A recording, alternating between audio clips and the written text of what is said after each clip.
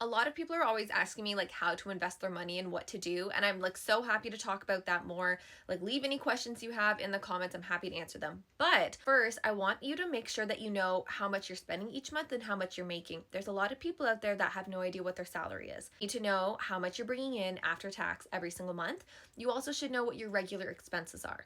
Once you know what your regular expenses are, then you should keep 1 month's worth of expenses in your checkings account.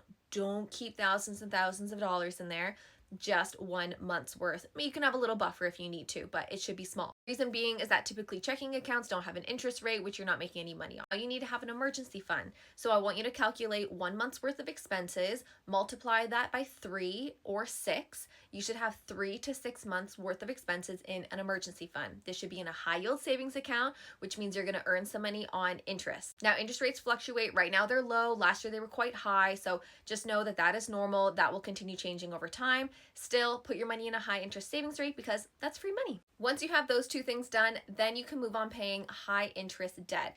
Now, what's considered high interest debt? I would say anything over like 7 or 8%. Like your financial situation might depict what high is, but I would say anything over 7, 8%. So if you have a car loan that's really high, if you have like a line of credit or a credit card loan or like credit card debt, anything over that amount, I would really focus on trying to pay that off before you start investing. Now, if it's around 7-ish% or lower, then you can be investing at the same time as paying off your debt. And in my opinion, you don't necessarily need a full 6 month worth of expenses saved up in your emergency fund right away.